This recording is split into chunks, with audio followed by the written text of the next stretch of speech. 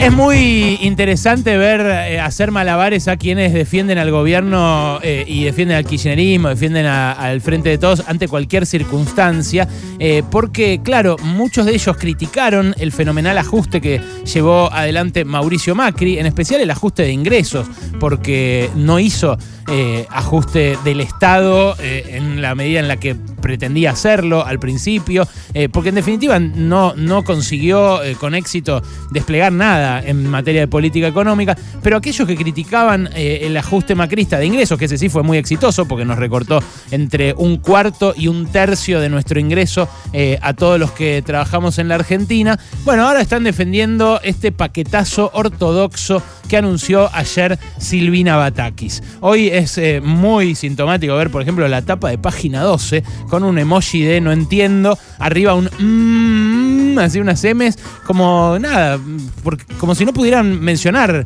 lo que efectivamente pasó ayer, que es que el gobierno anunció un ajuste y que en ese paquete de medidas no incluyó nada de alivio para los sectores populares, para los que sufrieron el recorte de ingresos de Macri y que luego, pandemia mediante, este gobierno consolidó. Pero la verdad, uno mira y se concentra en un oficialismo sin ideas, cruzado por internas realmente destructivas, demoledoras y además paralizantes. Y le da bronca, obviamente. Con honestidad intelectual, quien lo analiza tiene que decirlo. Si le da bronca o si le genera frustración en términos de la promesa electoral que tuvo. Porque no es cierto que los gobiernos populares hagan ajustes en defensa del pueblo. No, por lo general los hacen en defensa de su propia continuidad, en contra del pueblo. Pero insisto, una cosa es ver con frustración cómo el gobierno abrazó el ajuste del Fondo Monetario y cómo el kirchnerismo con su silencio también lo apoya, dándole a Batakis la oportunidad que le dio Máximo Kirchner en su momento también al resto del oficialismo de que apruebe este pacto con el Fondo Monetario, aún renunciando a la banca, aún marcando en discursos sus diferencias, pero con silencios permitiendo que avanzara en materia parlamentaria. Bueno, esa es la frustración que genera ver al oficialismo. Lo que genera, en cambio, la oposición cuando uno los ve es otra cosa mucho más grave. Es la certeza de que quieren gobernar como mayordomos de la élite y del poder económico. Ayer a la tarde, después de haber protestado durante la mañana contra el déficit fiscal y de haber dicho que el problema central de la economía argentina es el déficit fiscal, una parte importante de la oposición presentó un proyecto de ley para eliminar el impuesto a la riqueza. Sí, lo publicitó sobre todo Martín Tetaz, que lo defendió como pudo hace un ratito acá conversando con Reinaldo Sietecase, pero lo apoyaron muchos otros diputados de la oposición. Es un proyecto para eliminar lisa y llanamente el impuesto a los bienes personales, que es el impuesto más justo que tiene la Argentina en su estructura tributaria federal y que complementa los impuestos al patrimonio que tienen las provincias que, perforados por valuaciones fiscales truchas, aportan muy poco al funcionamiento del Estado.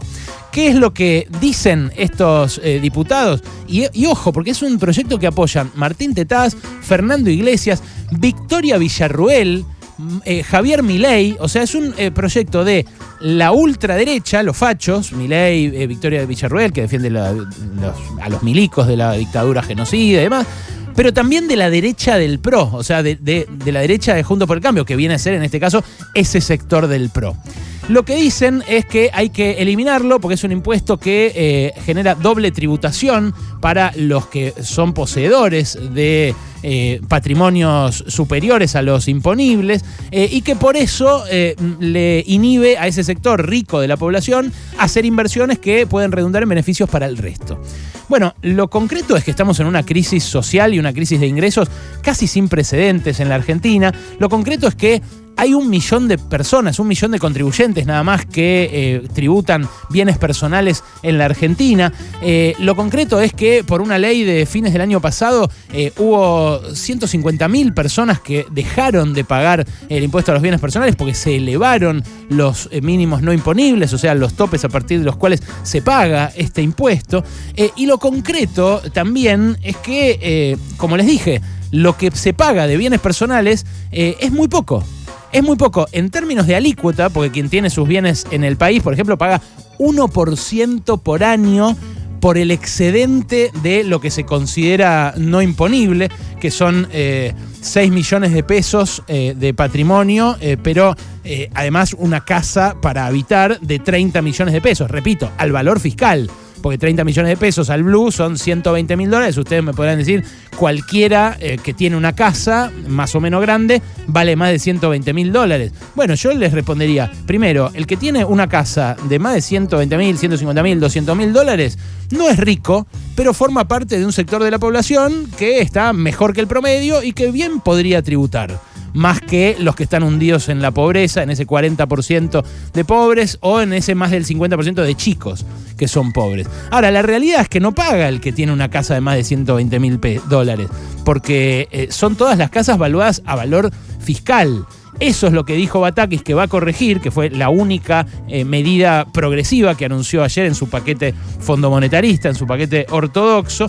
Pero lo que es increíble es que los opositores que dicen a la mañana que hay que bajar el déficit y que esa es la única forma de encarrilar la economía, a la tarde te dicen hay que recortar impuestos, o sea, hay que engordar el déficit. Claro, para ellos la única forma de recortar el déficit es dando menos salud, menos educación, menos obra pública a los que la necesitan. Y no, hay otra forma de recortar el déficit, que es la forma que un gobierno que defienda efectivamente a las mayorías populares debería encarar. Porque es cierto que tener déficit no es progre, ni de izquierda, ni copado. El Estado tiene que ser solvente y tiene que poder financiar cuando necesita entrar en déficit, financiarlo de alguna manera genuina, que no sea solamente imprimir pesos, pues si no sería fácil, imprimiríamos todos los pesos para que todos sean felices y chau. Bueno, no es tan sencillo, así como tampoco es tan sencillo como decir la inflación es solamente hija de la impresión de papeles y no lo es, por ejemplo, de la puja distributiva o de la inflación de ganancias por parte de las grandes corporaciones. Bueno, como dije, hay solamente 1 millón de contribuyentes que serían beneficiados por esta propuesta de estos diputados que se proponen como eso, como mayordomos del poder económico, como capataces de los ricos en la materia parlamentaria, pero no son los únicos, porque mañana va a haber un lockout patronal de las entidades de la Mesa de Enlace Agropecuaria, un cese de comercialización, para presionar justamente también al gobierno para que no grave a aquellos que se beneficiaron con la suba de los commodities por la guerra,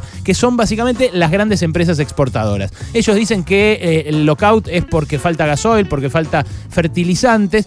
La verdad que el gasoil lo tuvieron recontra subsidiado todo este tiempo. Y el fertilizante, que es cierto, escasea, es un fertilizante que se importó al tipo de cambio oficial.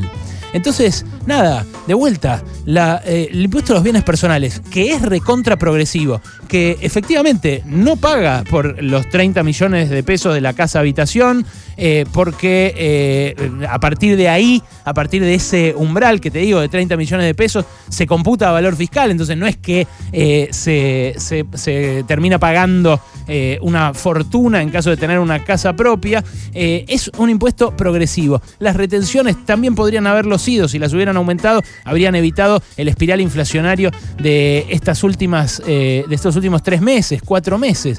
Entonces, un gobierno que abraza la ortodoxia, que abraza el ajuste y abraza el Fondo Monetario, una oposición que llega con una propuesta de aumentar el déficit, recortándoles impuestos a los que más tienen en un momento en el que falta tanto en las mesas de los que no.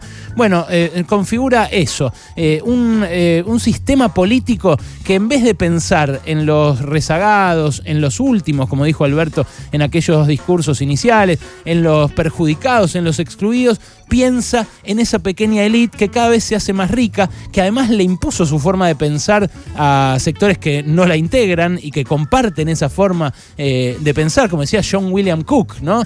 Son como perros, cuidan la mansión pero duermen afuera.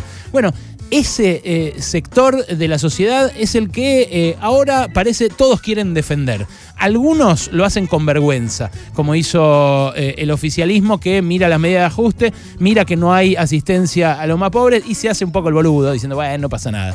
Otros lo hacen a la luz del día, te dicen lo que van a hacer y encima te piden el voto. Son los mayordomos de esa élite que cada vez se quiere quedar con más.